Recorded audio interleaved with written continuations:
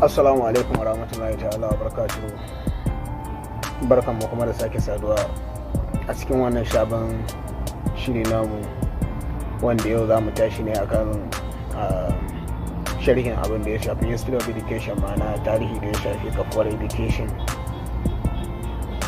samuwarsa, ta ina ya zo da kuma hanyoyi da ya bi har ya kawo zuwa gare mu a matsayin modern way of civilization, da wani ci gaba da aka samu da duniya gaba ɗaya ta amfana da shi.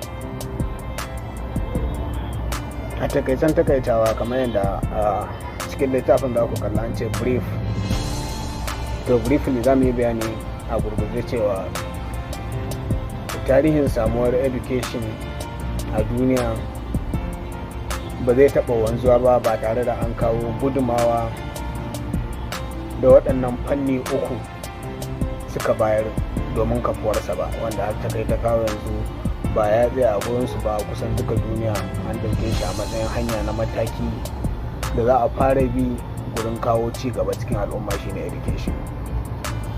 Waɗannan ginshiƙai ko kuma yanki guda uku da suka yi ƙoƙarin ganin sun kafa education ɗin karan kansa sun hada da akwai ancient, akwai Spartan, akwai kuma Greeks. Spartan dukansu suna under Roman education. So mataki na farko su ne Spartan. Dalilin da suka fara amfani da wisdom sun dauke shi ne kamar wani wisdom ne shi education da suka kawo, su ba su dauke shi a layin education ba, a matsayin wisdom suka dauka, saboda suna fama da farmaki da kawo hare-hare daga kasashe makwabtansu da suke jinkina da su.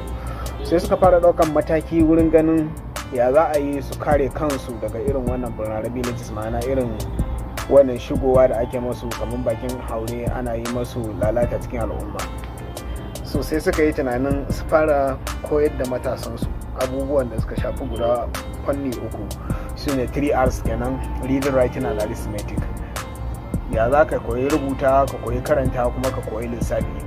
Amma karfin abin da suke so idan ka koyi waɗannan abubuwan a matsayinka na jarumi ɗan ƙasa shine ka ta ina za ka yi amfani da su ka ba da gudunmawa wurin kare ƙasarka daga farmakin yaƙi daga makwabta.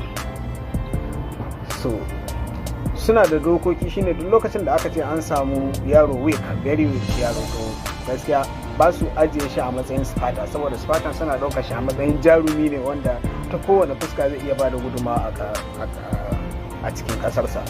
So idan aka samu weak, akan ba da renon shi a slaves, wanda aka irin bayi na 'yan gari, akwai bayi na mutane akwai kuma bayi na gari gaba ɗaya, to akan ba da su. Idan suka yi developing sai a zo a sake duba a gani yanzu ya developing wani abu wanda zai iya taimakon mutane ko a filin yaki, ko da ma bai kasance mayaki ba, in babu kuma sai ci gaba da kasancewa a matsayin shi na ɗan gari. So Spartan ana kai su wurin horo, su koya yaki, su koyi wannan rubutu, karantawa da lissafin. At the age of 18 za a yi graduation nasu, su dawo a matsayin cikakken 'yan gari, wanda kuma za su ba da gudumawa gurin kare garinsu ta fuskar tsaro. Amma har yanzu ba su da cikakken lasisi da za su iya zaben shugaba ko kuma social well-being da yake cikin al'umma, har sai sun cika ricin shekarun da ya kai 20. Daga lokacin da Sparta ya kai shekaru 20 yana da daman da zai iya zaɓe, zai iya duk wani abu da ya shafi social well-being na cikin al'umma, shugabanci, waye da sauransu duka a matsayin shi na Spartan.